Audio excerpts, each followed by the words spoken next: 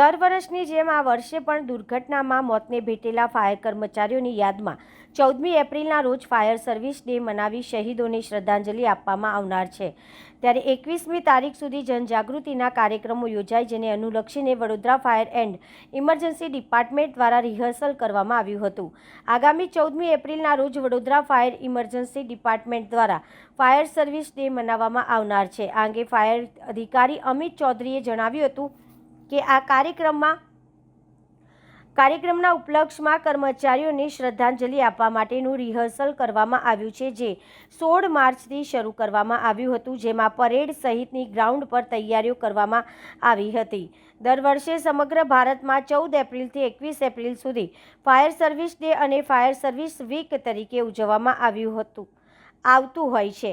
આ અઠવાડિયા દરમિયાન શહીદોને યાદ કરવામાં આવે છે, શ્રદ્ધાંજલિ આપવામાં આવે છે। સાથે 1944માં જે બોમ્બ સ્ફોટમાં દુર્ઘટના બની હતી, જેમાં ફાયર કર્મચારીઓ શહીદ થયા હતા, એ શહીદોની યાદમાં અવેરનેસ કાર્યક્રમ યોજવામાં આવશે। મોકડ્રીલ સાથે તાલીમ યોજવામાં આવશે। જનજાગૃતિ અવેરનેસ ખાસ કરીને જીવન સુરક્ષા અંગે, નિવારણ, આર્થિક કેવી રીતે બચવું, આનાથી કેવી રીતે બચવું, ધુમાડાથી કેવી રીતે બચવું, તેવા બધા જ વિવિધ વિષયોને ધ્યાનમાં રાખીને એક અઠવાડિયા અમે સુરક્ષા સપ્તાહ તરીકે ઉજવીશું અને એના ઉપલક્ષમાં આજે રિહર્સલ કરવામાં આવ્યું હતું। અત્યારે મોકડ્રીલ નહીં પણ રિહર્સલ ચાલતું હતું। આગામી 14મી એપ્રિલ ફાયર સર્વિસ ડે જે કાર્યક્રમ કરવામાં આવશે વડોદરા ફાયર ઇમરજન્સી ડિપાર્ટમેન્ટ દ્વારા, એ કાર્યક્રમના ઉપલક્ષમાં કર્મચારીઓને શ્રદ્ધાંજલિ આપવાનું જે રિહર્સલ છે, એ રિહર્સલ 16 માર્ચથી શરૂ કર્યું હતું।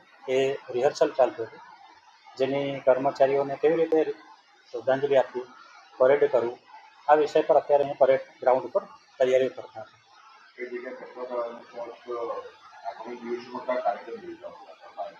આ ખાસ 14મી એપ્રિલથી 21 એપ્રિલ એટલે દર વર્ષે આખા ભારતમાં fire service day, fire service week તરીકે ઉજવવામાં આવતું હોય છે, કરવામાં આવતું હોય છે। આ અઠવાડિયા દરમિયાન શહીદોને યાદ કરવામાં આવે છે, શ્રદ્ધાંજલિ આપવામાં આવે છે। સાથે સાથે 1944 જે બોમ્બે પોર્ટમાં જે દુર્ઘટના ઘટી હતી, એવી દુર્ઘટનામાં જે શહીદો થયા હતા, એવા શહીદોને યાદ કરી અવેરનેસ કાર્યક્રમ કરવામાં આવશે, મોકડ્રીલ કરવામાં આવશે, તાલીમ યોજવામાં આવશે।